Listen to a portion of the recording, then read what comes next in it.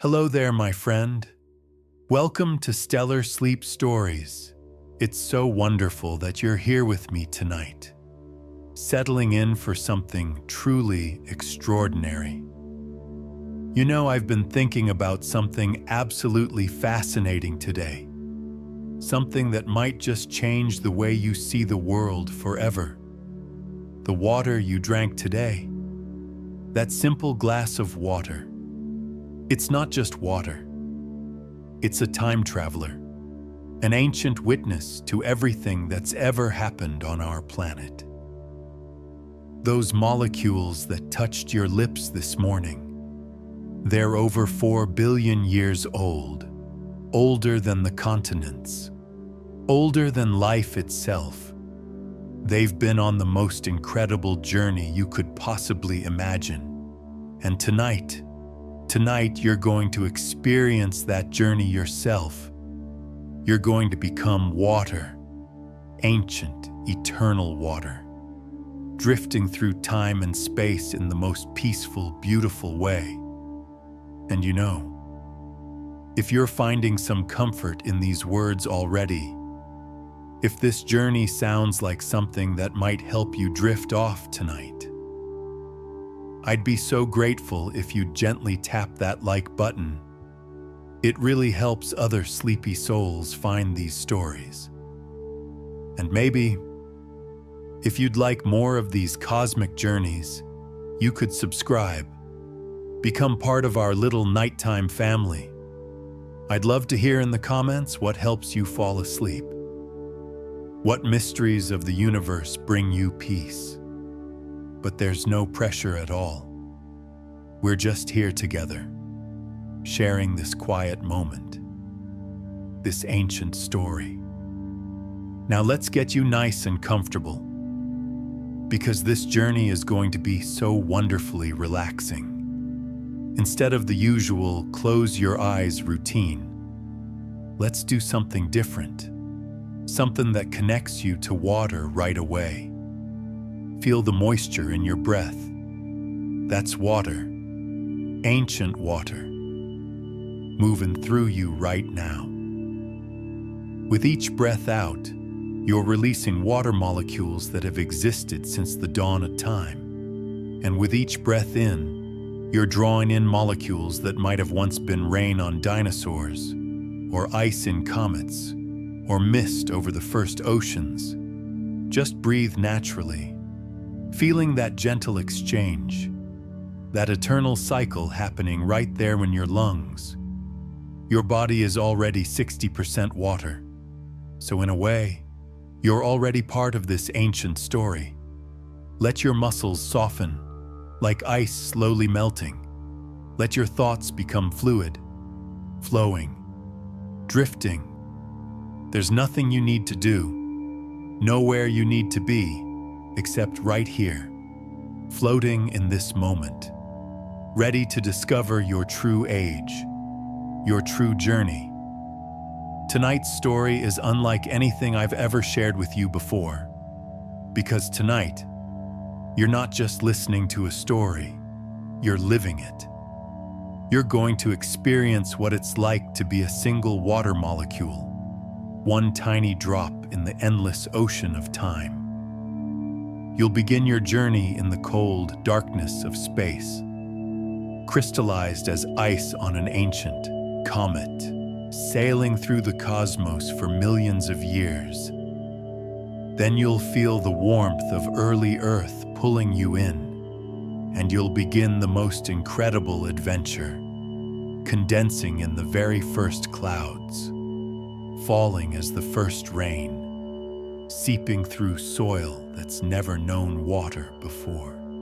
You'll freeze into the heart of glaciers, flow through the veins of the first living creatures, rest in the deepest parts of the ocean for centuries at a time. Every transformation will be gentle, peaceful, like a meditation that lasts millions of years. You'll use the softest movements, dissolving, merging, drifting, never rushing, never forcing, just flowing with the natural rhythm of the planet. This isn't just a bedtime story. It's a journey through deep time, through what scientists call the hydrological cycle. But we're going to experience it in the most soothing, dreamlike way. You'll understand why every drop of water on Earth, including the water in your own body right now, has been recycled thousands, millions of times.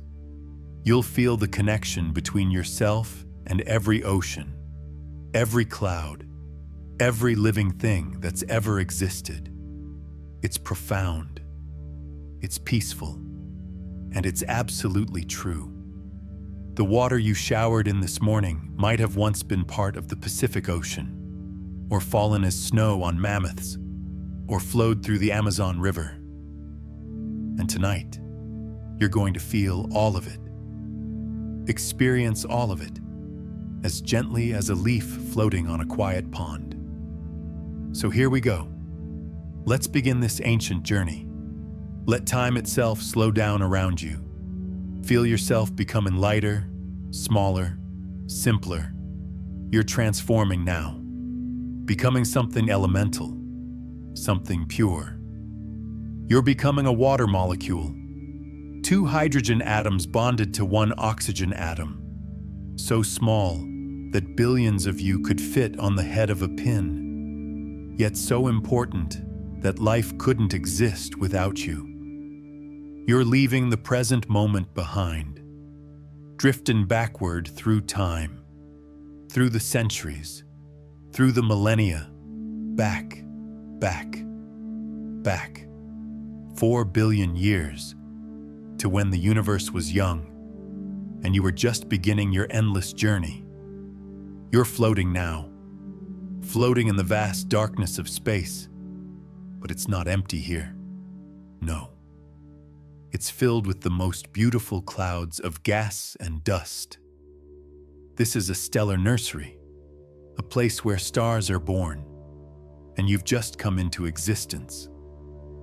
Your oxygen atom was forged in the heart of a dying star, a massive star that lived for millions of years before transforming in a brilliant supernova. Not an explosion, but a gentle blooming of light that spread its elements across the cosmos. Your hydrogen atoms are even older. They've been around since the very beginning, since the universe was just minutes old. And now, here in this cosmic cloud, you found each other, bonded together, become water for the very first time. The cloud around you is cold, so incredibly cold, nearly 450 degrees below 0 Fahrenheit, colder than anything on Earth will ever be. You're not liquid here. You're ice, a tiny crystal of ice, joining billions and billions of other ice crystals, all drifting together, dancing in slow motion through the darkness. You can feel the gentle pull of gravity, drawing you and all your fellow molecules towards something special. You're becoming part of a comet, a wandering ball of ice and dust, a cosmic snowball that's going to carry you on an incredible journey. For millions of years, you travel like this, frozen in the heart of your comet, sailing through the young solar system. You pass by Jupiter, that giant swirling mass of gas, its gravity gently tugging at your comet, changing your path just slightly. You drift past Saturn with its beautiful rings that are just forming, past the space where Mars will one day settle into its orbit. The sun is younger here, a bit dimmer, but still warming the inner solar system. And there's something special. A young planet, Earth, but not the Earth you know. This Earth is different. It's molten, glowing, still forming, collecting mass from countless asteroids and comets, and you're heading right toward it. Your comet begins to warm as it approaches the sun, and you feel something changing. The ice around you is starting to sublime, turning directly from solid to gas, creating that beautiful tail that comets are famous for. Some of your fellow water molecules drift away into space, but not you. You're deep in the comet's core, protected, preserved, waiting. The young Earth's gravity is pulling you in now, and your comet is going to give Earth something precious, something it desperately needs. Water. Time moves differently out here. 1,000 years passes like a single breath. 10,000 years. 100,000. Your comet swings around the sun again and again, an elliptical dance that brings you close to Earth's orbit every few centuries. And Earth is changing too, cooling just a little. Its surface starting to form a thin crust over the molten rock. The moon has just formed, created from a cosmic collision that happened 100 million years ago. It's much closer to Earth than it will be in your time, looming huge in the sky, pulling at everything with its gravity. You're part of something called the Late Heavy Bombardment, though there's nothing violent about it from your perspective. It's more like a gentle rain of comets and asteroids, delivering water to the young Earth over millions of years. NASA's scientists in your time will study moon rocks brought back by Apollo astronauts, and they'll see the evidence of this period. All those craters on the moon, each one marking a delivery of water and organic molecules to the Earth-Moon system. And now, finally, after traveling for so long, your moment arrives. Your comet is approaching Earth for the last time. The sun's warmth is releasing you from your icy prison. You're becoming vapor, drifting free. But Earth's gravity won't let you escape. You're being pulled down through the thin atmosphere. You're not alone. Millions of other water molecules are falling with you. The very first rain on planet Earth. Though it's not quite rain as you'll know it later. It's more like a gentle mist, a soft fog settling over the hot rocks. The moment you touch Earth's surface, you instantly turn to steam. The rocks are still so hot, nearly 200 degrees Fahrenheit, but you don't mind. You just rise up again, join the thickening atmosphere, swirl around with sulfur compounds and methane and carbon dioxide. It's not the sweet blue sky of your time. It's orange and thick and heavy, but it's becoming something special. You're part of Earth now. After billions of years traveling through space, you found your home. You rise and fall,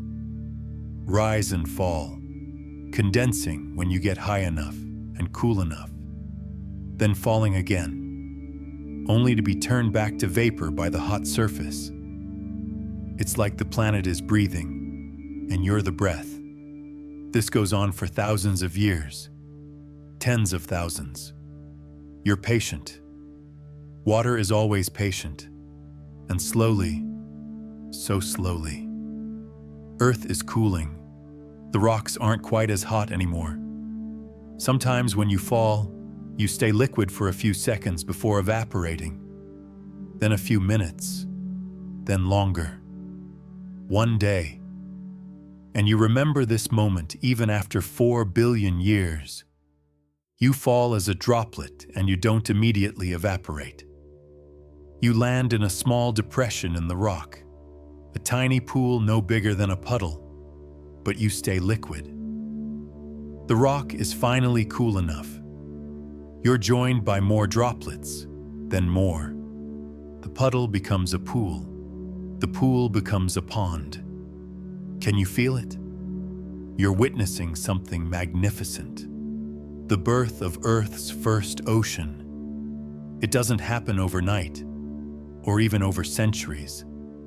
It takes millions of years for the oceans to form, but you're there for all of it. Sometimes you evaporate and rise back into the atmosphere.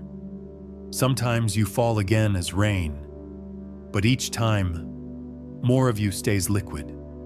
The low places fill first, the ancient impact craters, the valleys between volcanic peaks. Water always finds the lowest point. That's your nature. And slowly, patiently, you and trillions upon trillions of other water molecules are transforming the planet. The moon is your constant companion during this time, so close that it raises tides hundreds of feet high. These aren't the gentle tides of your era. These are massive walls of water that race around the planet every few hours. You ride these tides, getting pulled up onto the hot rocks, then flowing back into the growing seas. Each time, you dissolve a few molecules of minerals from the rocks, carrying them into the ocean, making the water salty, creating the chemistry that will one day support life. There's no life yet, not even the simplest bacteria, but you're preparing the way. Every cycle you make, from ocean to atmosphere to ocean again, you're helping to cool the planet, moderate the temperature, create the conditions where life might one day be possible. You're not just a passenger on this planet. You're one of its creators, one of its sculptors, shaping it one droplet at a time. The atmosphere is changing too. Some of the methane and ammonia are breaking down, creating new compounds. The sky is gradually shifting from orange to a hazy yellow. Still not the blue you know. That won't come for billions of years. Not until life fills the atmosphere with oxygen. But it's becoming something more familiar, more stable. The days are shorter. Earth spins faster in this ancient time, completing a rotation in just 6 hours. So you experience 4 sunrises and sunsets in what will become a single day. You find yourself in a warm, shallow sea. The temperature is perfect, about 90 degrees Fahrenheit, like a comfortable bath. Underwater volcanoes are everywhere, heating the water from below, creating swirling currents that carry you along.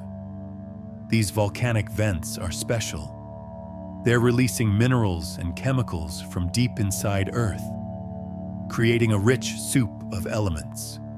You flow past these vents, through clouds of sulfur and iron, collecting microscopic particles, becoming part of the primordial soup that's slowly developing. Sometimes you freeze when you're carried to the poles or high into the atmosphere.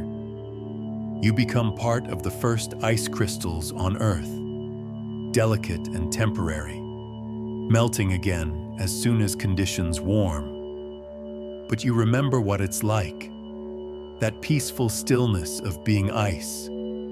It's different from your time in the comet, warmer somehow, more connected to the living planet beneath you. The continents don't exist yet, not as you'll know them. There are just islands of volcanic rock poking up through the endless ocean. But these islands are growing, joining together, forming the first proto-continents. You wash up on their shores, seep into the cracks in the rock, freeze and expand, helping to break the rock apart, creating the first sand, the first soil, though it's not really soil yet, just broken rock, waiting for life to transform it into something richer. You're rising now, rising up from the warm ocean surface.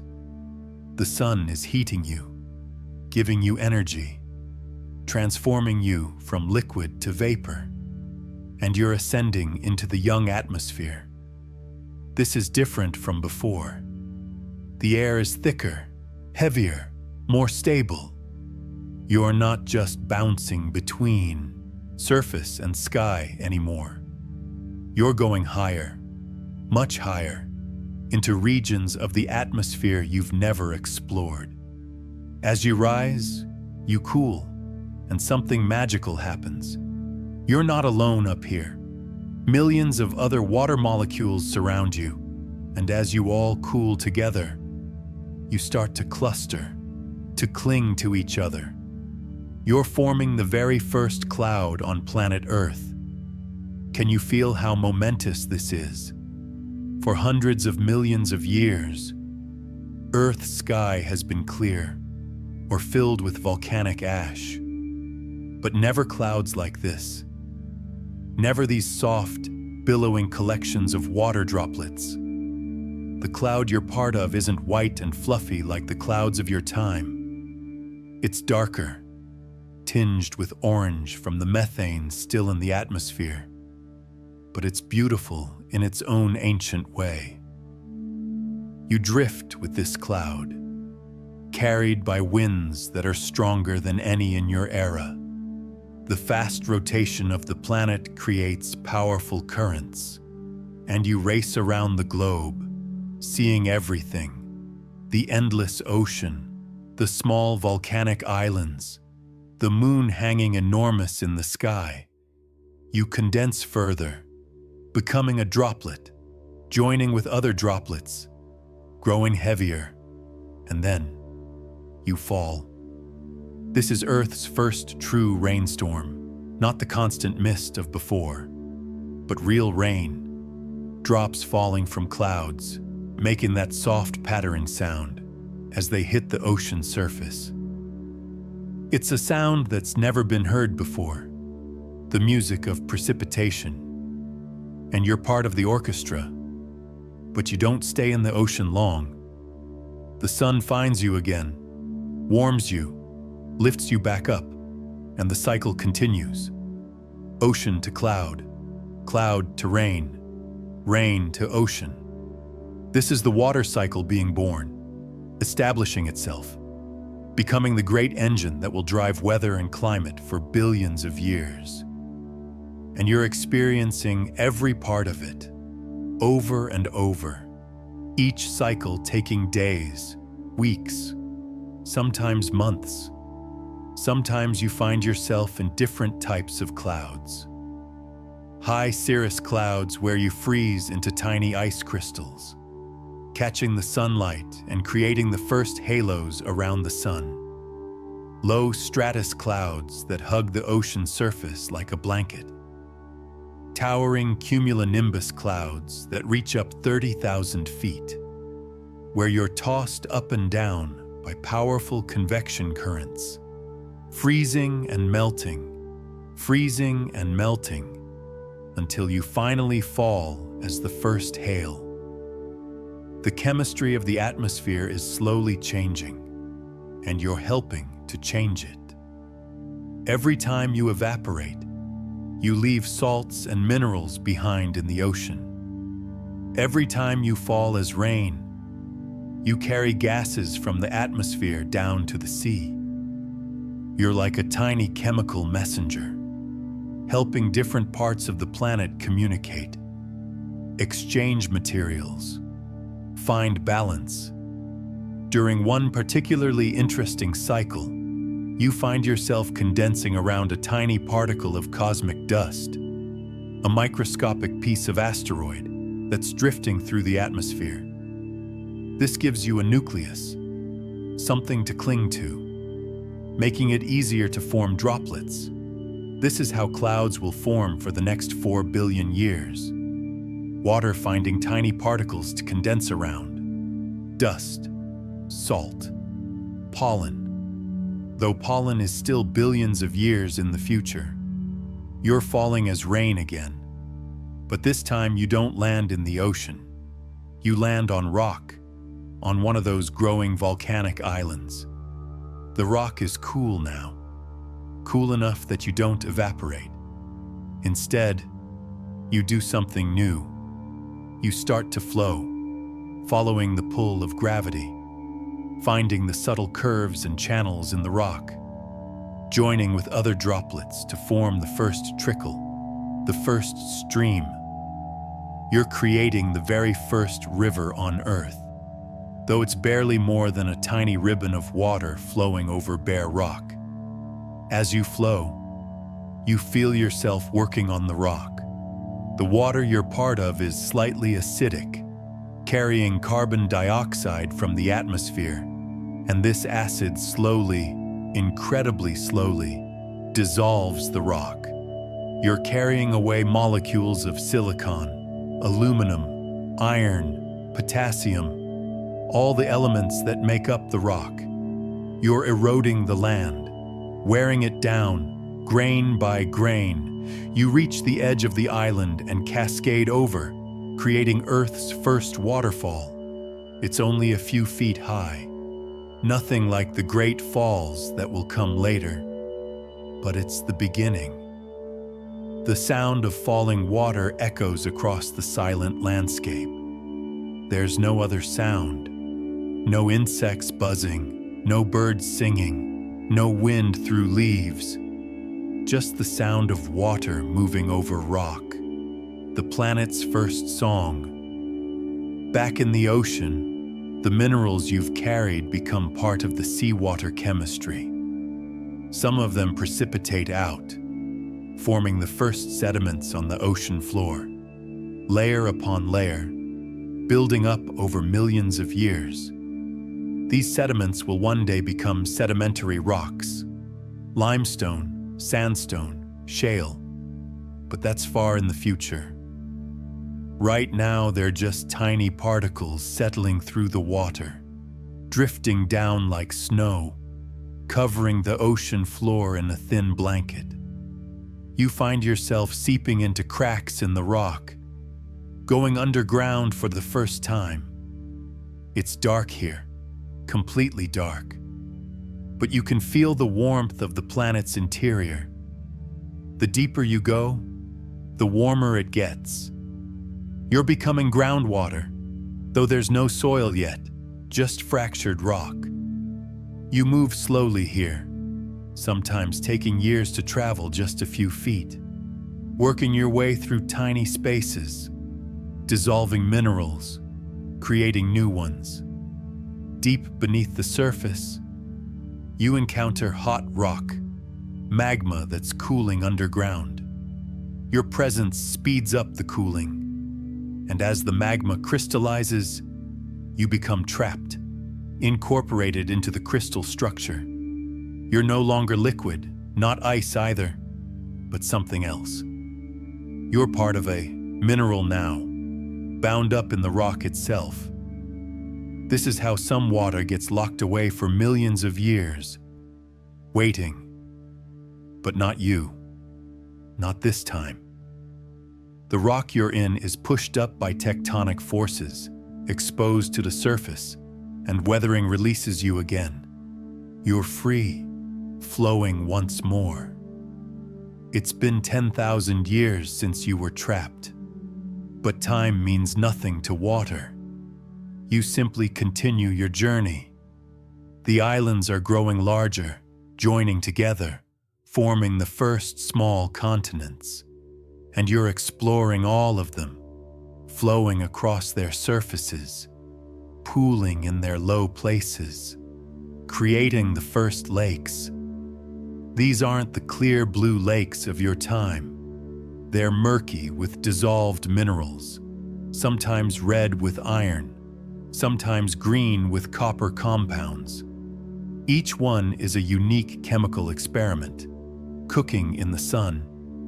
You spend centuries in one of these lakes, evaporating and condensing, never quite leaving. The lake has no outlet to the sea, so minerals accumulate, making the water saltier and saltier. Eventually, it becomes so salty that minerals start to crystallize out, forming deposits of salt and gypsum around the edges. You're trapped in one of these crystals for a while, locked in a cage of salt.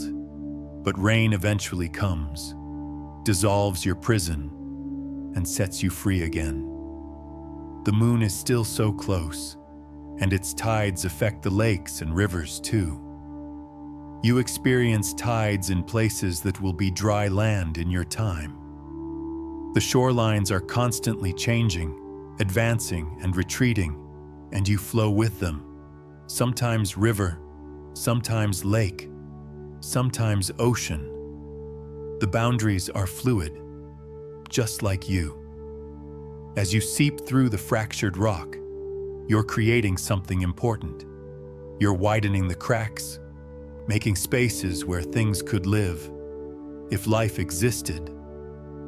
You're also concentrating minerals in certain places, creating veins of quartz, deposits of metal ores, resources that humans will one day mine, though they won't realize that water was the architect, the artist that placed these treasures in the rock. The volcanic activity is constant but gentle, not the explosive eruptions that will come later, but steady outpourings of lava that add new rock to the growing continents. When you encounter fresh lava, you flash to steam, rise up, condense, and fall again on the cooling rock, helping to chill it, crack it, break it down into smaller pieces. You're patient, persistent, knowing that even the hardest rock will eventually yield to your gentle touch. Now you're beginning to notice something different about the rock you're flowing over. It's changing, breaking down into smaller and smaller pieces. What was once solid volcanic rock is becoming something else. Gravel, then sand, then tiny particles so small you can barely see them. You're witnessing the birth of the first soil, though it's not really soil yet. Not like the rich earth of your time. It's just broken rock, weathered minerals, waiting for life to make it into something more. You seep down through these tiny particles, and it's easier now than flowing through solid rock. There are spaces between the grains, pathways for you to follow.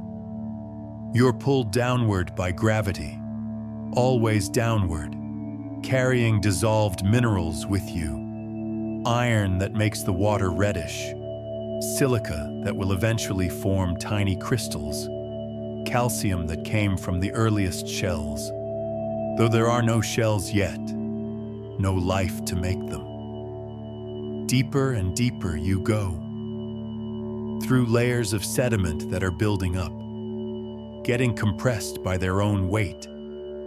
The particles around you are getting pressed together, squeezing you out, forcing you to find new paths. Sometimes you get trapped in tiny pockets, sealed off from the rest of the water, and you stay there, perfectly still, for thousands of years, listening to the slow heartbeat of the planet. The pressure down here is immense, hundreds of times what you experience at the surface. It changes you, makes you denser, forces you closer to your fellow water molecules. You're still liquid, but barely, existing in that strange realm between liquid and solid, moving so slowly that a single inch takes decades. You can feel the heat from below. The planet's core is still so hot, and that heat drives you upward in incredibly slow convection currents. You rise through the rock, through the sediments, carrying heat and minerals with you. It takes you 50,000 years to make this journey from deep underground back to the surface. And when you finally emerge, seeping out of a crack in the rock, the world has changed. The oceans are deeper now, covering more of the planet. You flow into one of these deep places, sinking down, down, down. The pressure increases with every foot. The temperature drops. It gets darker. then completely black. This is the deep ocean, the abyss, and you're one of the first water molecules to explore it. Down here, 4 miles below the surface, it's a different world. The water is barely above freezing, about 35 degrees Fahrenheit. The pressure is crushing, 500 times what it is at the surface. No sunlight has ever penetrated this deep, and none ever will. It's perfectly quiet, perfectly still, except for the slow circulation of deep currents that take centuries to complete their cycles. You're caught in one of these deep currents now, moving so slowly you can barely tell you're moving at all. It carries you along the ocean floor, over plains of sediment that stretch for thousands of miles, past underwater mountains that no eye will ever see, through valleys deeper than the Grand Canyon. This is the slowest part of your journey, the most patient. Some water molecules will spend 1,000 years in the deep ocean. But you're going to experience something different. The planet is cooling, has been cooling for millions of years, and now something extraordinary is beginning. You can feel it in the water temperature, getting colder, colder. The first ice age is approaching, though it happens so slowly that generations of water molecules would barely notice the change. But you notice. You've been liquid for so long, and now you feel that familiar crystalline structure calling to you again. You rise up from the deep, carried by currents toward the poles. The journey takes decades, but eventually you reach the surface in what will one day be Antarctica, though the continents are arranged differently now. The air temperature here is below freezing for the first time in Earth's history. And as you reach the surface, you begin to crystallize. It starts with a few molecules, linking together in that perfect hexagonal pattern. Then more join, and more. You're becoming ice again, but not the compressed ice of your comet. This is new ice, Earth ice formed from Earth water. You're part of the planet's first glacier. Layer by layer, the ice builds up. Snow falls, which is really just you and your fellow water molecules falling from the sky already frozen. The weight of new snow compresses the layers below, squeezing out the air, making the ice denser, bluer, more beautiful. You sink deeper into the glacier as new layers form above you. Eventually, you're hundreds of feet down, locked in ice that's as clear as glass. The glacier moves incredibly slowly, just a few inches a year, but it moves, flowing like a very, very slow river. The weight of the ice deforms it, makes it plastic, allows it to creep across the landscape. You're riding inside this frozen river, seeing the world pass by at a pace that would make a snail seem fast. You can feel the pressure in the glacier, ice pressing on ice, creating heat from friction. Sometimes, at the very bottom where the glacier meets the rock, this pressure heat melts a thin layer. You become liquid for just a moment, lubricating the glacier's movement, then refreeze immediately. It's a strange existence, mostly solid, occasionally liquid, always under pressure. The glacier carries you toward the sea, and after thousands of years, you reach the coast. The glacier extends out over the water, forming an ice shelf, and eventually, a piece breaks off. You're part of an iceberg, now, the first iceberg, floating in the dark polar seas. Most of you is underwater, only a tiny portion above the surface, catching the weak sunlight. You drift with the currents, moving equatorward, and slowly, you begin to melt. The process takes months. You feel yourself transitioning, the crystalline structure loosening, individual molecules breaking free and joining the ocean. Finally, after being frozen for nearly 100,000 years, you're liquid again. But the Ice Age isn't over. It's just beginning. The planet will freeze and thaw many times over the next billion years. Sometimes the ice covers just the poles. Sometimes it reaches down to the tropics. There are periods scientists in your time will call Snowball Earth, when the entire planet is frozen, covered in ice from pole to pole, and you experience all of these. During one particularly deep freeze, you find yourself locked in ice for almost 10 million years. The glacier you're in is miles thick, pressing down on the continent below. The weight is so great, it actually deforms the rock beneath, creating valleys and basins that will later become lakes when the ice melts. You're helping to carve the landscape, sculpting it with patient pressure.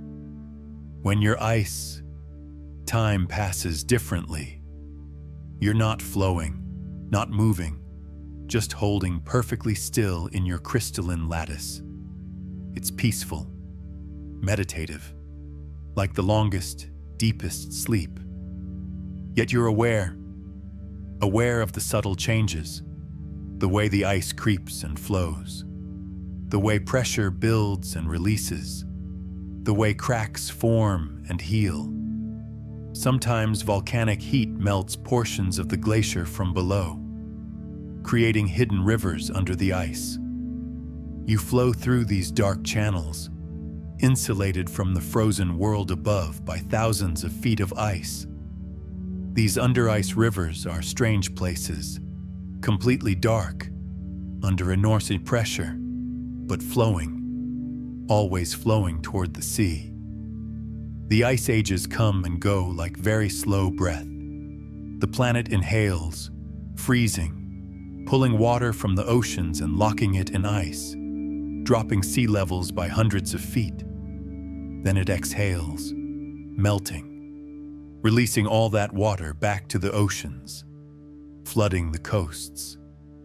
Each cycle takes millions of years, and you experience dozens of them, sometimes as ice, sometimes as liquid, sometimes transitioning between the two. Something extraordinary is happening in the warm, shallow seas. You've returned to liquid after another long freeze, and the ocean you find yourself in is different. There's something new in the water, something that wasn't here before. Tiny, incredibly tiny structures, barely more than organized collections of molecules. But they're doing something remarkable. They're making copies of themselves. Life, the first life, has finally appeared on Earth. You don't notice it at first. These early life forms are so small, just simple bacteria, no nucleus, no complex structures, just a membrane holding together some RNA and proteins. But when you flow close to one, when you actually pass through its membrane, everything changes. For the first time in 3 billion years, you're not just water, you're part of something living. Inside this tiny bacterium, you're experiencing chemistry like never before. Proteins are folding and unfolding around you, using you to maintain their shapes. RNA strands are depending on you to stay stable, to carry genetic information. You're the medium in which all of life's processes happen, the stage where the dance of existence performs. Without you, none of this would be possible. You stay inside this bacterium for its entire life, which is only about 20 minutes. Then it divides, becomes two, and you end up in one of the daughter cells. You spend days like this, moving from bacterium to bacterium as they divide, multiply, spread through the warm seas. You're witnessing the explosion of life, from a few cells to millions, to billions, all in the span of just a few years. These bacteria are changing things. They're consuming minerals from the water, releasing waste products. Some of them are even starting to use sunlight, the first photosynthesis, though it's different from what plants will do later. They're using the sun's energy to split hydrogen sulfide instead of water. But it's a beginning. Life is learning to eat sunlight. You flow out of a bacterium and find yourself surrounded by thousands of them, millions. They've formed a mat, a living carpet on the seafloor. You seep through this mat, and it's like moving through a city. Each bacterium is using you, processing you, passing you along. You're the bloodstream of this primitive community. Some of these bacteria have figured out something incredible. They've learned to split water molecules, to break the bonds between hydrogen and oxygen, using sunlight as the energy source. When this happens to you, it's the strangest sensation. You cease to exist as water for a moment. Your hydrogen atoms go one way, used by the bacteria for energy. Your oxygen is released as waste. But don't worry. You reform quickly, combining with other hydrogen atoms, becoming water again. But that oxygen you released, it's accumulating in the atmosphere, changing everything. Millions of years pass, and life grows more complex. You find yourself inside something new, a cell with a nucleus, a eukaryote. It's like a mansion compared to the simple bacteria. There are specialized compartments, organelles, each with specific functions. You flow through all of them, carrying nutrients, removing waste, maintaining the delicate balance that keeps the cell alive. These complex cells start working together, forming colonies, then simple multicellular organisms. You're flowing through structures now, primitive vessels that carry you from cell to cell. You're becoming the first circulatory systems, though they're nothing like the complex networks that will come later, just channels for water and nutrients to flow. The oceans are teeming with life now, strange creatures that look like quilted mattresses, others like fronds waving in the current. The Ediacaran fauna, Earth's first experiment with large multicellular life. You flow through their simple bodies, in and out with the tides. They don't have hearts or blood. They just let seawater flow through them. And you're that seawater, bringing oxygen and nutrients, carrying away waste. Then comes an explosion, not of violence, but of creativity. The Cambrian explosion. Life discovers shells, eyes, legs, teeth. Everything is being tried. Every possible body plan. You find yourself inside creatures with 5 eyes, others with dozens of legs. Some filter you through feathery gills, others pump you through primitive hearts. You're experiencing every innovation, every experiment life attempts. You spend years inside a trilobite, flowing through its simple circulatory system. These armored creatures are everywhere, crawling along the seafloor, swimming through the water column. They have some of the first complex eyes, made of calcite crystals, and you help maintain those eyes, keeping them clean, carrying away debris. The first fish appear, and their bodies are more sophisticated. They have real hearts now, chambered organs that pump you through their bodies in a closed loop. You race through their gills, picking up oxygen from the seawater, then flow through their bodies, delivering that oxygen to every cell.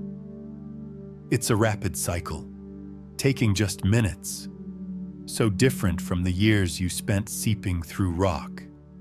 Some of these fish develop something remarkable: swim bladders, organs they can fill with gas to control their buoyancy.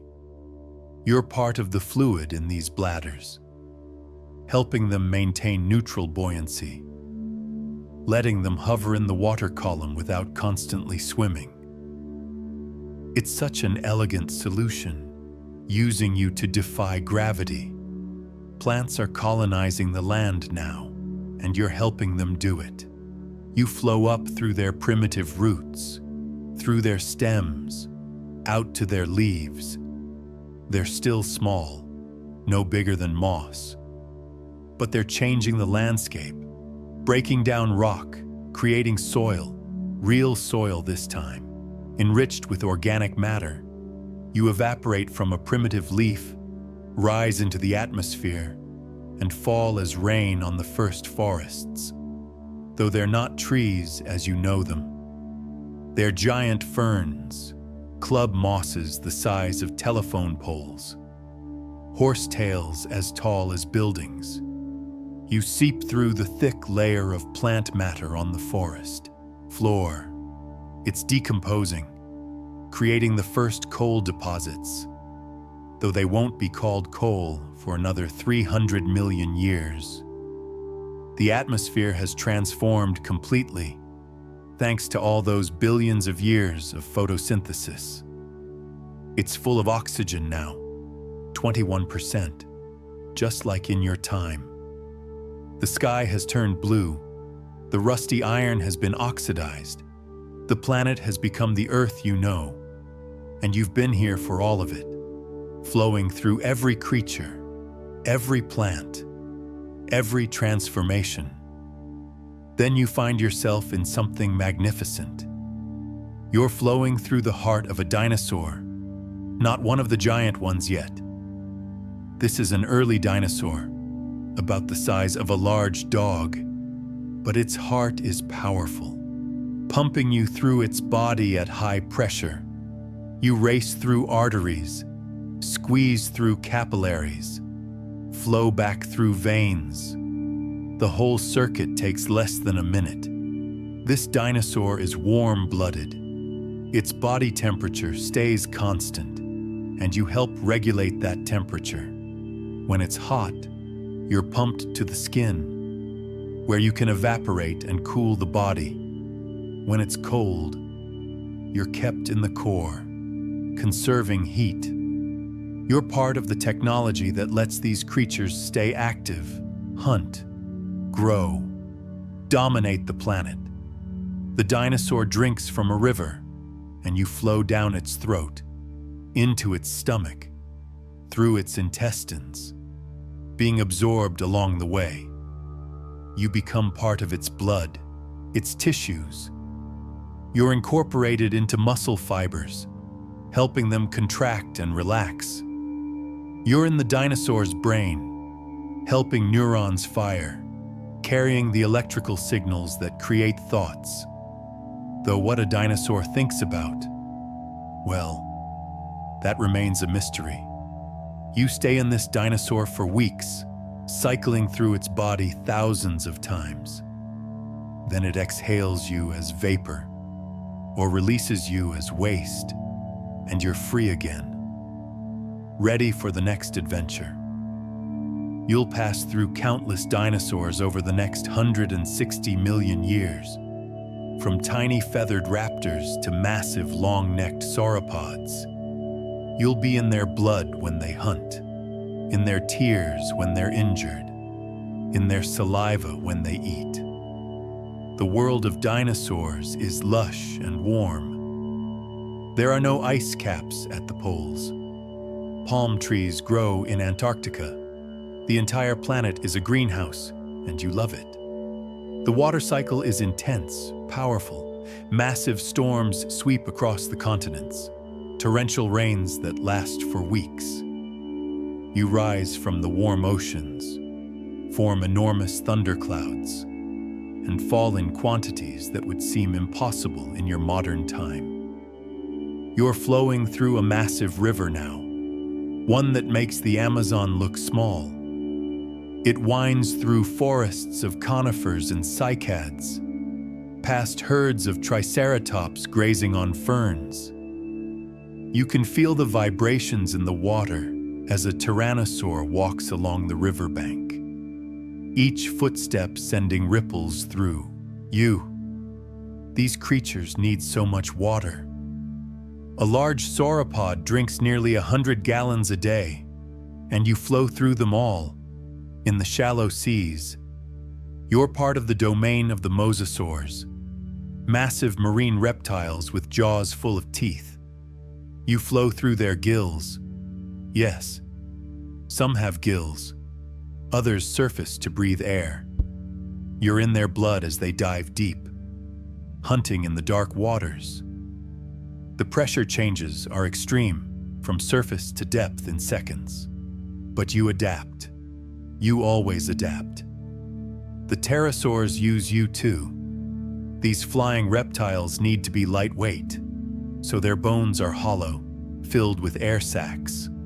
But those air sacs are lined with moist membranes, and that moisture is you, helping them breathe more efficiently, helping them stay aloft on those enormous wings. You evaporate from their breath high in the atmosphere, looking down at a world dominated by reptiles. You spend a particularly memorable century in a vast inland sea, the western interior seaway that splits North America in two. It's shallow and warm, perfect for the explosion of life. Tiny plankton photosynthesize near the surface, using you and sunlight to grow. They're eaten by small fish, which are eaten by bigger fish, which are eaten by marine reptiles. And you flow through them all, connecting every link in the chain. Then something happens, something sudden by geological standards. You're in the Gulf of Mexico when the asteroid hits. Though you don't experience it as the catastrophe it is, to you, it's just a sudden warming, the water around you instantly vaporizing. You're thrown high into the atmosphere, higher than you've ever been, into the stratosphere. The entire planet is surrounded by a cloud of dust and steam, blocking out the sun. You fall back to Earth as strange rain, mixed with ash and tiny particles of melted rock. The water you're part of is acidic, carrying compounds formed when the asteroid vaporized limestone. You're part of the rain that will help finish what the asteroid started, though you don't mean to. You're just following the laws of chemistry and physics. When you finally settle back into the ocean, the world has changed. The dinosaurs are gone, along with the pterosaurs, the mosasaurs, 3/4 of all species. The forests are dead, burned or frozen. The oceans are quieter, emptier, but life persists, and you continue to flow through it. The world is recovering slowly, and the survivors are inheriting the earth. Small mammals that hid in burrows, birds that were small enough to survive on seeds, creatures that could eat insects and carrion. They're expanding, diversifying, filling all the empty niches left behind. You find yourself inside a small mammal, something like a shrew. Its metabolism is incredibly fast, its heart beating hundreds of times per minute. You're racing through its tiny body, delivering oxygen and nutrients at a frantic pace. This creature needs to eat constantly, And you're part of the saliva that helps it digest insects, part of the milk it produces for its young. The mammals are experimenting with something special. They're keeping their young inside their bodies longer, nourishing them through a placenta. You're the amniotic fluid surrounding these developing babies, protecting them, cushioning them, keeping them at the perfect temperature. You're there for the first breath they take, flowing into their lungs, starting a relationship that will last their entire lives. The climate is changing again. Warming, cooling, warming. The continents are moving into positions you'd recognize. India is crashing into Asia, pushing up the Himalayas, and you're there, frozen in glaciers on the highest peaks, locked in ice at altitudes where the air is too thin for most life. You'll stay in some of these glaciers for thousands of years, slowly moving downslope, carrying rocks, carving valleys. You melt from a Himalayan glacier and flow into a river, the Ganges. Though it's young and wild, not yet the sacred river of human civilization.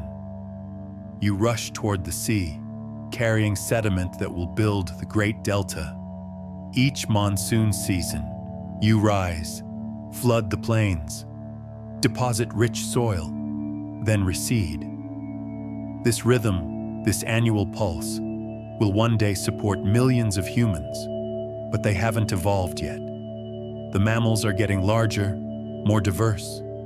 You flow through early whales, creatures that are just learning to live in the water full time. Their nostrils are migrating to the tops of their heads, becoming blowholes, and you're the spray they exhale, the mist that catches rainbows in the sunlight. You help them dive deep, equalizing pressure in their inner ears, letting them hunt in the dark depths where giant squids hide. In Africa, the forests are giving way to grasslands, and the apes are coming down from the trees. You're in their bodies as they learn to walk upright, freeing their hands for tools. You're the sweat that cools them in the savanna heat, a new cooling system that lets them run long distances, hunt in the midday sun when predators rest in the shade. You flow through generations of these early humans, watching their brains grow larger, their tools become more complex. You're in the tears of joy when they create art, in the saliva that helps them form the first words. You're there when they discover fire, using heat to change you to steam, to cook food, to stay warm, to survive. These humans are spreading across the planet, and you help them navigate. They follow rivers, knowing that water means life. They settle near lakes, build the first permanent villages. You're in the clay they shape into pots, the first containers specifically designed to hold you. They're learning to store you, transport you, control you. Agriculture begins, and humans redirect you into irrigation channels. They're forcing you to flow where they want, when they want. You water the first wheat in Mesopotamia, the first rice in China, the first corn in Mexico.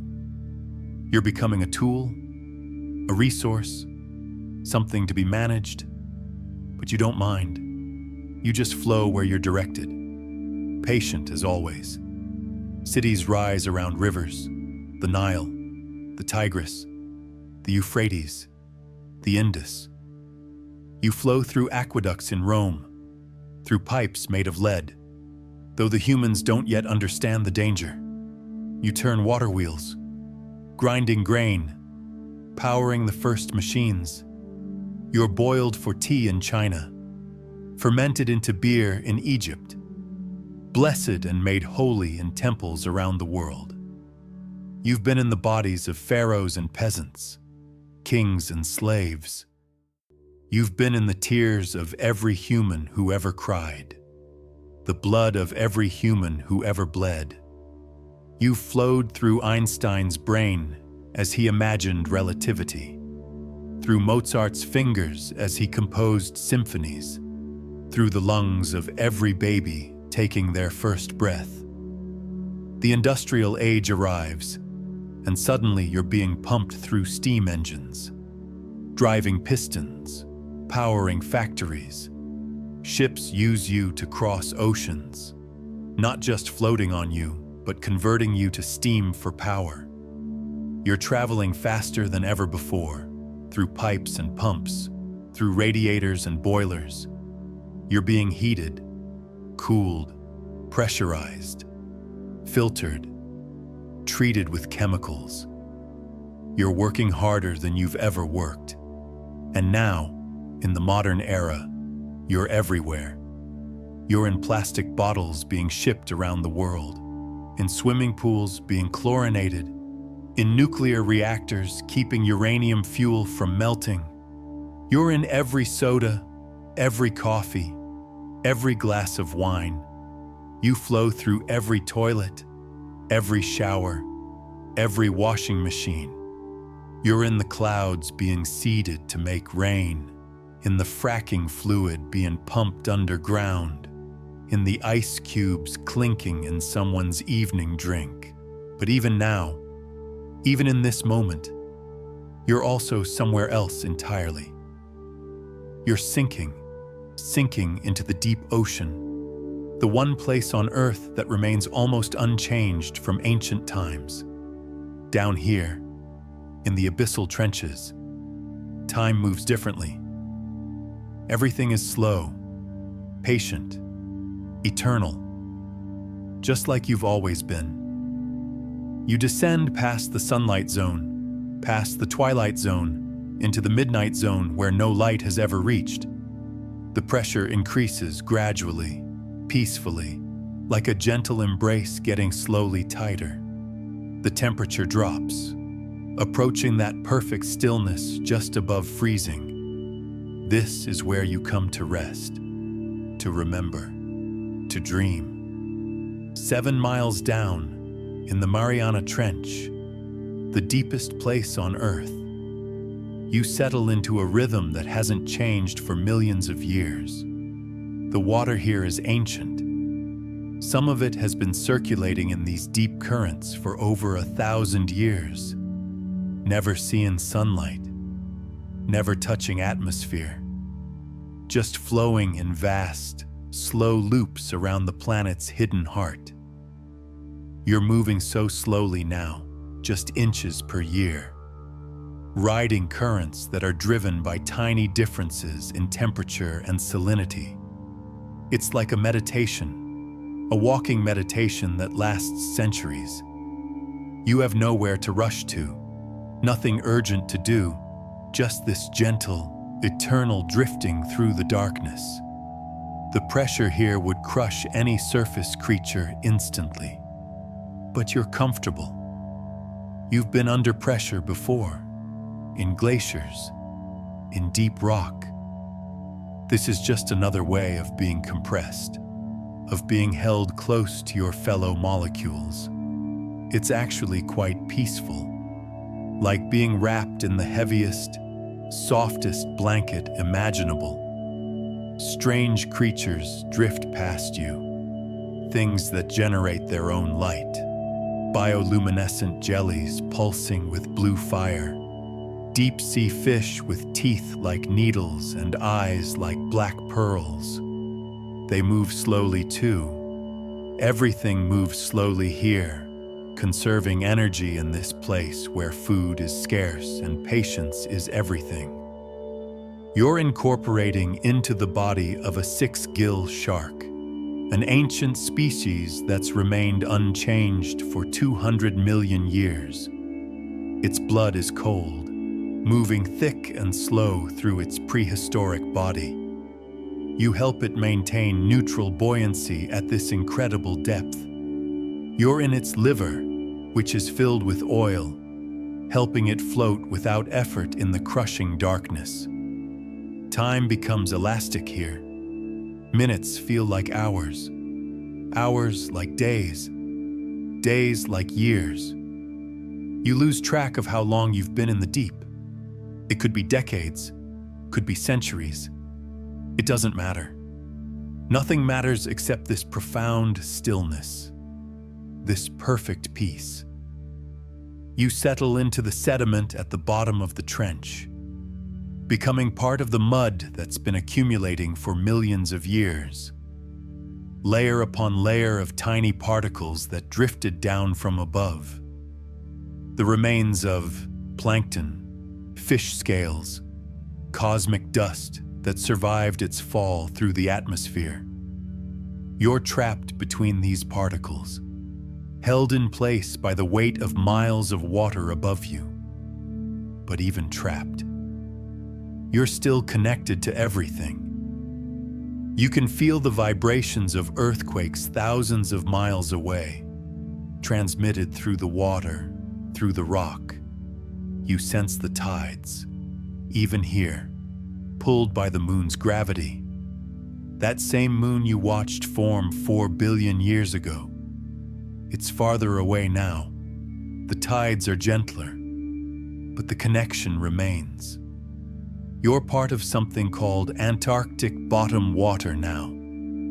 The coldest, densest water in the ocean, formed when ice forms at the surface near Antarctica, leaving the salt behind, making the remaining water so heavy it sinks all the way to the ocean floor. This water mass moves like a very slow river along the bottom of the ocean, taken 1,400 years to flow from Antarctica to the North Pacific. And you flow with it, patient, unhurried, knowing that you have all the time in the world, because you do. You've been cycling through this planet for 4 billion years, and you'll continue for billions more until the sun expands and the oceans boil away. But that's so far in the future, it might as well be forever. You rise eventually, as you always do, carried upward by currents that are warming, becoming less dense. The journey to the surface takes 300 years. But what's 300 years to water that remembers the birth of the solar system? You've been on longer journeys, slower cycles. This is just another breath in your eternal breathing. You emerge in the Pacific, somewhere between Hawaii and California, and suddenly you're back in sunlight, back in the world of waves and wind. A storm catches you, lifts you into the atmosphere, and you're flying again, traveling at speeds that seem impossibly fast after centuries in the deep. You fall as rain on a redwood forest, seeping into soil that's rich with life. Every teaspoon of this soil contains billions of bacteria, millions of fungi, thousands of tiny invertebrates. You flow through this living network, being processed, recycled, passed from organism to organism. You're not just in the ecosystem, you are the ecosystem, the liquid medium that connects every living thing. A redwood draws you up through its massive trunk, 300 feet into the sky. The journey takes days, pulled by evaporation from the leaves, by the tension of water molecules clinging to each other. You rise against gravity through tubes thinner than human hair, reaching heights that seem to defy physics. But water has always defied expectations, always done the impossible. From the redwood's crown, you evaporate again, joining fog that rolls in from the ocean. This fog sustains the forest through the dry summer, condensing on needles, dripping to the forest floor. You're part of this daily cycle, ocean to fog, to forest, to soil, to ocean again. A cycle within a cycle within a cycle. You realize now that you've been everywhere, done everything, been part of every possible form water can take. You've been ice in comets and glaciers and polar caps. You've been liquid in oceans and rivers and the blood of every creature that ever lived. You've been vapor in clouds and geysers and the breath of dinosaurs. You've even been part of minerals, trapped in crystal lattices, waiting millions of years for release. And through it all, you've remained exactly what you are. H2O. 2 hydrogen atoms and 1 oxygen atom. The same molecule that condensed from that cosmic cloud 4 billion years ago. You haven't aged, haven't degraded, haven't lost any of your essential nature. You're immortal in the truest sense. Right now, at this very moment, you exist in so many places simultaneously. You're in the Atlantic Ocean, rolling with waves that will crash on beaches tomorrow. You're in the Amazon River, carrying nutrients to the largest rainforest on Earth. You're locked in Antarctic ice that's been frozen for 800,000 years, containing tiny bubbles of ancient atmosphere. You're in the clouds above Mount Everest, in the aquifer beneath the Sahara Desert, in the steam rising from hot springs in Yellowstone. You're in every raindrop falling on Tokyo, every snowflake landing in Moscow, every tear being cried anywhere in the world right now. You're in the International Space Station, recycled through filters, drunk by astronauts, looking down at Earth from 250 miles up. You're in submarines exploring ocean trenches, in bottles of wine aging in cellars, in the sap rising through maple trees in Vermont. The cycle never ends, can never end. You'll continue flowing, transforming, cycling, as long as Earth exists. You'll rise and fall 1 trillion more times, freeze and melt 1 billion more times, flow through creatures that haven't evolved yet, form clouds in atmospheres that will be different from today's. And the most beautiful part, the most peaceful part, is that you don't have to do anything.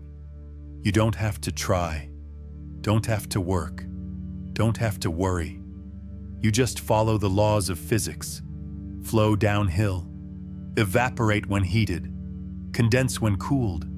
You just exist, perfectly, eternally, peacefully. This is your true nature, not just as water, but as part of the universe. Your matter and energy in constant transformation. Never created, never destroyed, just changing form, changing place, changing state, but always, always continuing. The water in your body right now, it knows this truth. Every molecule remembers being rain, being ocean, being ice, being cloud. The water in your blood once flowed through dinosaurs. The water in your brain once fell as rain on ancient forests. The water in your tears once evaporated from primordial seas. You're not separate from this story. You are this story. Your water temporarily arranged in human form, but still water, still ancient, still flowing through the same cycles that have existed for billions of years.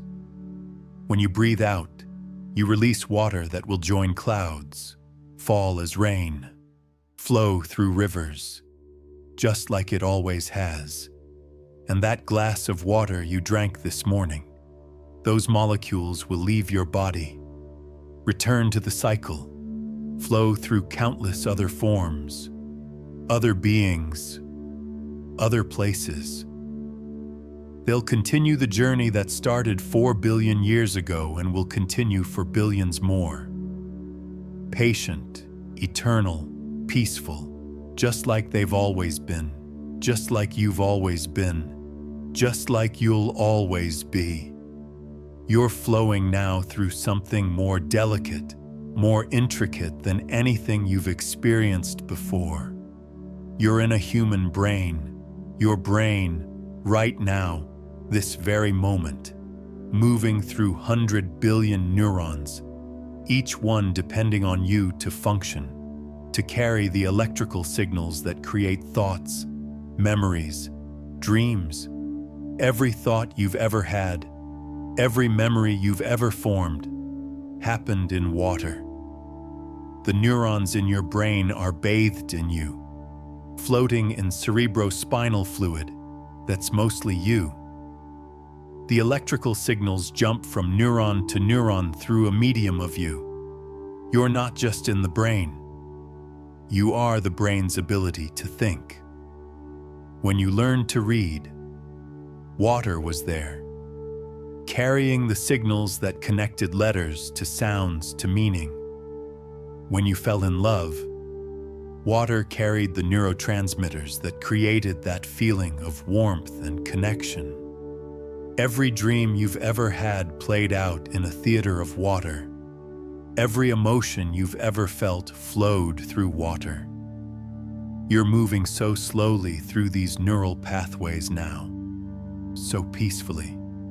Each thought takes its time forming, like a bubble rising through honey.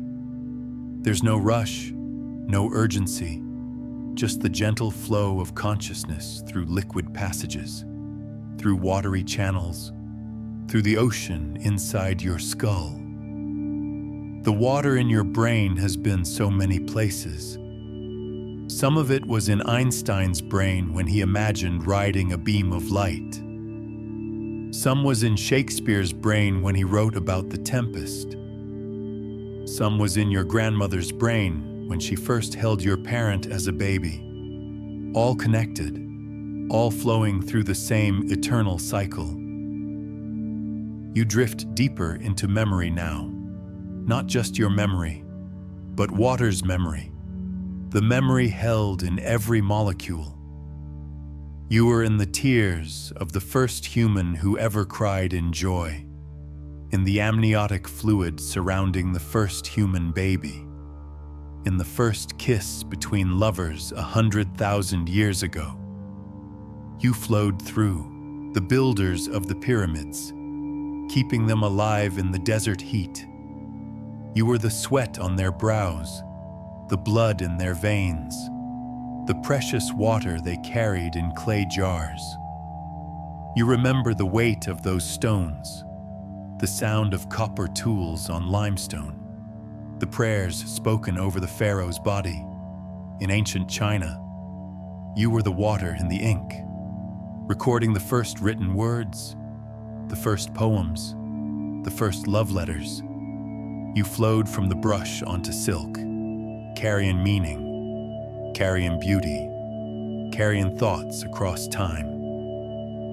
Those words written in water still exist, still carry their message just as you carry yours.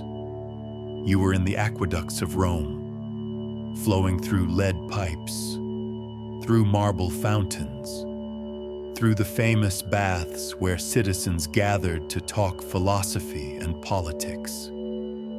You remember Marcus Aurelius contemplating the nature of existence, his thoughts flowing through water, just as yours are now. Through medieval times, you were blessed as holy water, sprinkled on foreheads, used in baptisms, carrying spiritual meaning even as you remained simply, perfectly otter. You turned mill wheels, ground grain, sustained villages through droughts and floods, always flowing, always serving, never asking for anything in return. You crossed oceans in the bodies of explorers, Columbus, Magellan, Cook.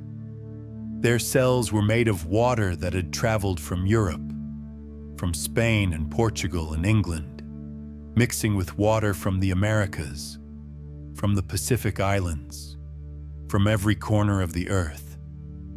the first global circulation of human-carried water. In the Industrial Revolution, you became steam, driving the engines that changed the world. You pushed pistons in James Watt's engines, turned the wheels of the first locomotives, powered the ships that connected continents. You were the force that built the modern world. Though you remained as simple and patient as ever, you were there in 1969 in the Sea of Tranquility, inside Neil Armstrong's body as he took that first step on the moon. The water in his blood had been on Earth for 4 billion years, and now it was on another world. Looking back at its home, that same water is back on Earth now, flowing through someone else, maybe through you. Every scientific discovery happened in water. The structure of DNA was revealed in water. Penicillin was discovered in water. Every vaccine, every medicine, every cure works in water, because life is water, and water is life. Inseparable, eternal, one. You're slowing down even more now. Your thoughts becoming longer, deeper, like waves in slow motion. Each word you hear takes so long to process, flowing through watery channels in your brain, creating meaning in slow, gentle ripples. The water in your body is constantly leaving, constantly being replaced. Every few weeks, you're made of entirely different water molecules, yet you remain you, just as water remains water.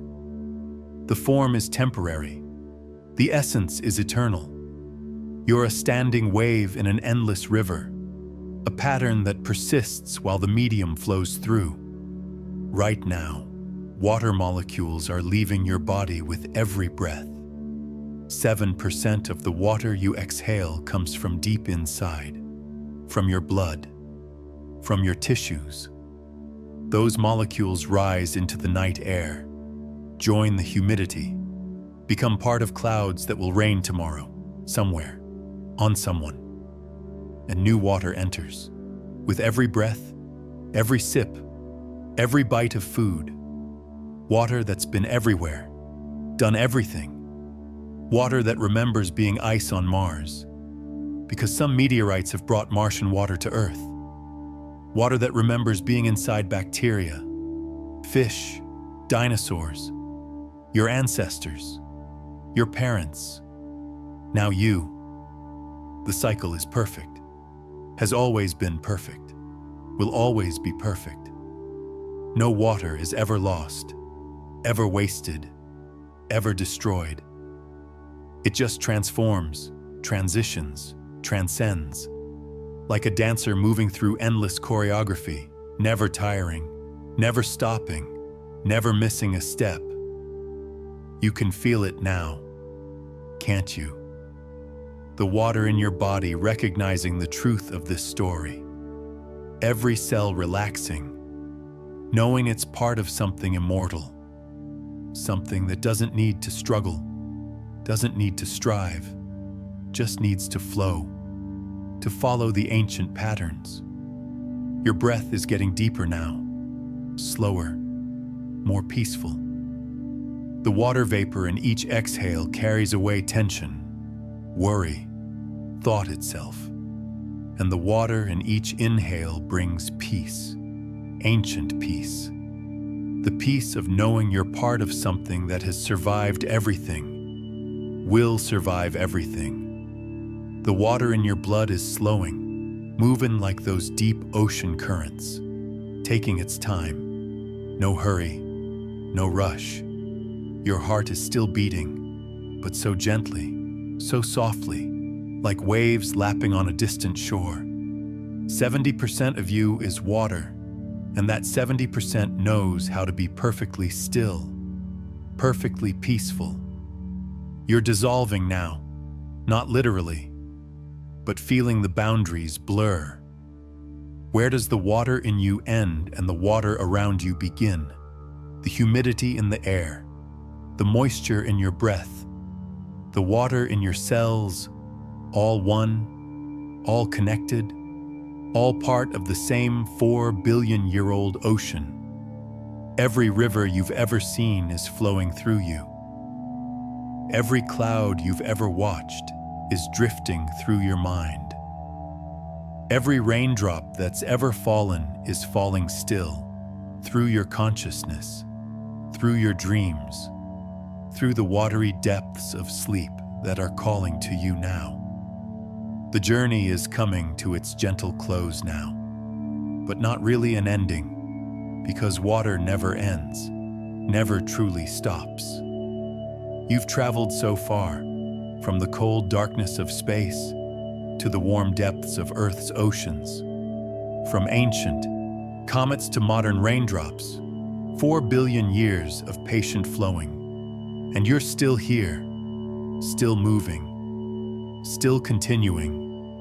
You understand now, don't you, that every drop of water tells this same story. Every molecule has been on this same endless journey. The rain falling outside someone's window right now, it's been falling for billions of years, just taking breaks to be ocean, to be ice, to be cloud, to be life itself. And you've been there for all of it, experiencing every moment, every transformation.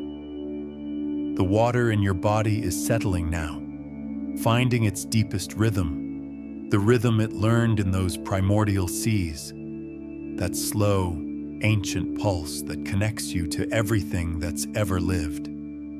Your blood is moving like those deep ocean currents you remember, barely flowing, just drifting, peaceful, eternal. You're returning to that profound stillness, the stillness you knew in the heart of glaciers, in the depths of trenches, in the spaces between stars. It's the most natural thing, to be still, to be quiet, to simply exist without effort, without thought, without time. And if you're still awake, still drifting with me through these ancient waters, that's perfectly okay. That's beautiful, actually. Some nights the journey continues.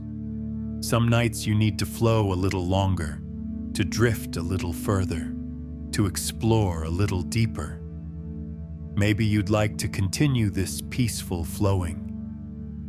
There's another story waiting for you, another journey through the cosmos, just as gentle, just as soothing. When this story ends, another begins, like water flowing from one river to the next. No interruption, no jarring transition, just continuous, peaceful movement. You don't need to do anything, don't need to move, don't need to click or tap or search. Just let the next story find you. Let it carry you even deeper into rest. Each story is just another current in the endless ocean of sleep. Another gentle wave carrying you further from the shore of waking, further into the peaceful depths. If you're still listening, still aware, you're probably in that beautiful space between waking and sleeping, where thoughts move like honey, where time stretches like taffy, where everything is soft and warm and safe. Stay there. Let the next story keep you there, or carry you deeper still. The water in your body recognizes this state, this twilight consciousness. It's like being mist, not quite liquid, not quite vapor, just suspended, floating, existing in between. And that's perfect. That's exactly where you're meant to be right now. Thank you. Thank you for joining me on this ancient journey, for letting me share the story of water with you, the story of you. You've been such wonderful company, flowing with me through time and space, through ice and steam, through life and dreams. Thank you for being here, for choosing rest, for choosing peace, for allowing yourself this time to simply drift, to simply be. In a world that never stops moving, you've chosen to slow down, to flow with the ancient rhythm, and that's so beautiful, so precious. I'm so grateful that you exist, that you're part of this eternal cycle, that the water in your body once fell as rain on dinosaurs, once froze in comets, once flowed through the first rivers. You're a miracle, a 4 billion-year-old miracle, temporarily arranged in human form, but eternal nonetheless. As you drift into sleep, remember that you're safe, you're held, you're part of something so much larger than yourself. Every ocean is watching over you. Every cloud is blessing you. Every raindrop that's ever fallen is wishing you peace. You're surrounded by the love of 4 billion years, wrapped in the comfort of eternal cycles. Let your last conscious thoughts dissolve now, like salt in water, becoming part of the solution, part of the flow. You don't need to hold on to anything. Don't need to remember anything. Just let it all go. Let it flow away, like water always does, finding its own level, its own peace. Sleep is calling to you now, and it sounds like rain, like rivers, like the ocean breathing against the shore. It's the sound water has been making for billions of years, the lullaby of the planet itself, singing you to sleep, calling you home. Your breathing is like the tide now, in and out, in and out. Each breath releasing a little more water vapor into the night. Each breath connecting you to the endless cycle. You're not falling asleep, you're flowing asleep. Like water finding its way to the sea, inevitable, peaceful, perfect. Close your eyes if they're still open, or let them stay closed if they already are. Feel yourself sinking, not into your bed, but into the ocean of time, into the depths of existence where everything is quiet, everything is still, everything is exactly as it should be. Your water returning to water, consciousness dissolving into dreams. You're becoming rain, becoming mist, becoming the morning dew that hasn't formed yet. You're tomorrow's clouds, next year's snow, the rivers of the future that haven't been born. And in your dreams tonight, you'll continue flowing through landscapes that never were, through times that haven't happened yet, through stories that water tells itself in the deep places, the quiet places, the eternal places. Sleep now, ancient traveler. Sleep and know that you'll wake refreshed, renewed, like water that's been filtered through clouds, through soil, through time itself. You'll wake with the memory of this journey somewhere deep inside. The knowledge that you're 4 billion years old, that you're immortal, that you're perfect exactly as you are. The tide of sleep is taking you now, carrying you out into the vast ocean of dreams. Don't resist, don't fight, just flow with it. Like water has always flowed, patient, peaceful, eternal. Good night, my ancient friend, my fellow traveler, my drop in the infinite ocean. May your dreams be deep as trenches, peaceful as frozen lakes, gentle as morning mist. May you flow through the night like water through time, easily, softly, perfectly. Sleep now. Sleep like the oceans sleep, like the rivers sleep, like the rain sleeps in clouds before it falls. Sleep knowing you're part of everything, connected to everything, as eternal as water itself. Sweet dreams, ancient one. Sweet dreams. The water remembers you, will always remember you, because you are the water, and the water is you. Good night.